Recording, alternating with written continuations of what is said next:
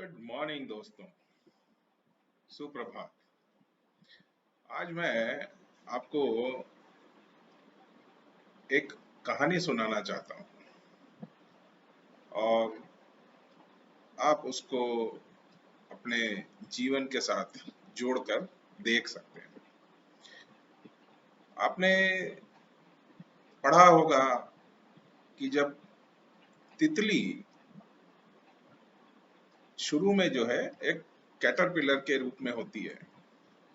और उसके आजू बाजू एक शेल होता है, उसको कोकून कहते हैं। तितली बहुत सुंदर और आकर्षक दिखाई देती है, पंख बहुत सुंदर होते हैं और सभी लोग तितली को देखना और हाथ से पकड़ना बहुत पसंद करते हैं। पर तितली बनती एग्जैक्टली कैसे है? तो तितली जो है वो कोकून के अंदर शुरू में एक लार्वा होता है और वो कोकून के अंदर एक कैटरपिलर होता है और फिर जब तितली का जन्म होता है तो वो कैटरपिलर उस शेल को तोड़ने के लिए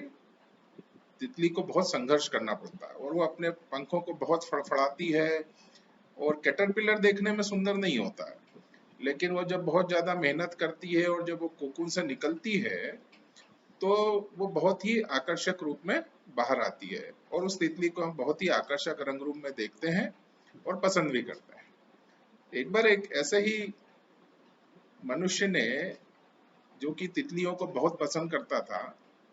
और एक बार उसने देखा कि एक तितली जो है एक कोकून में से निकलने की कोशिश कर रही थी और एक छोटा सा जो है वहां पर निकलने के लिए स्पेस था और तितली बहुत देर तक फड़फड़ाती रही। उसने बहुत देर तक, वो मनुष्य जो है उस तितली को देखता रहा और कोशिश, उसने देखा कि तितली बहुत कोशिश कर रही है और करीब 8-10 घंटे हो गए, उसके बाद भी जो है तितली उसमें से निकल नहीं पाई। जो कैटरपिलर जो भी था तितली के रूप में आने की कोशिश कर रहा था, तो उसके बाद जो है उसने ये सोचा कि मैं इस तितली की जो है सहायता कर देता हूँ। तो उसने क्या किया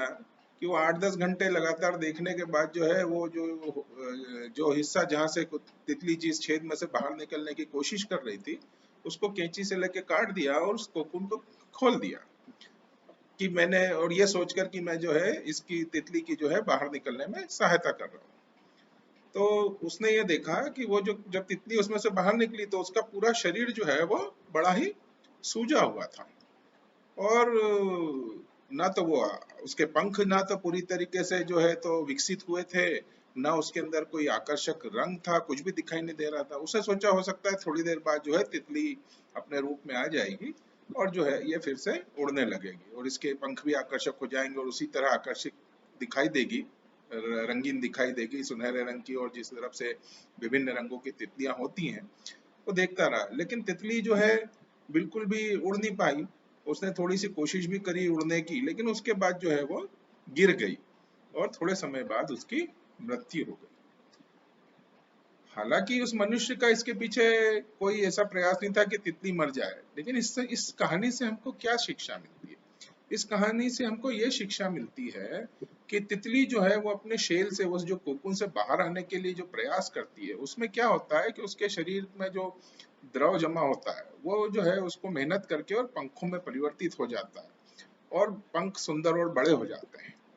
और इसी के कारण जो है तितली जो है फिर बाद में उड़ने में सक्षम होती है और बहुत ही आकर्षक रूप में बाहर निकलती है। इसी तरह के से जो है हम भी अगर अपने जीवन के संघर्षों से अगर भागेंगे तो हम जीवन में आगे नहीं बढ़ पाएंगे और ऊपर ऊंचाइयों को नहीं छू पाएंगे। तो संघर्ष करके अगर हम बड़े होते हैं और अगर हम अपना संघर्ष खुद करते हैं तो हम बहुत सारी चीजें सीखते हैं जिनसे हम आगे बढ़ने का हमें जो है रास्ता मिलता है और उस संघर्षों के कारण ही जो हम बाद में हम जीवन को अच्छी तरीके से जी पाते हैं और ऊंचाइयों को छू पाते हैं। तो हमें कभी भी जब आगे बढ़ना है और किन्हीं ऊंचाइयों को छूना है तो उसके लिए हमें संघर्ष करना बहुत जरूरी है। अगर हम वो संघर्ष करेंगे और अच्छी तरीके से करेंगे तो हम अपने दिमाग को और अपने शरीर को इस तरीके से विकसित कर पाएंगे और इतना टफ और अच्छा बना पाएंगे, स्वस्थ बना पाएंगे, मजबूत बना पाएंगे और दिमाग को भी हम उस हिसाब से जो उतना मानसिक रूप से सुदृढ़ बना पाएंगे कि हम किसी भी अवस्था में और किसी भी बाधा से घबराएंगे नहीं और जो है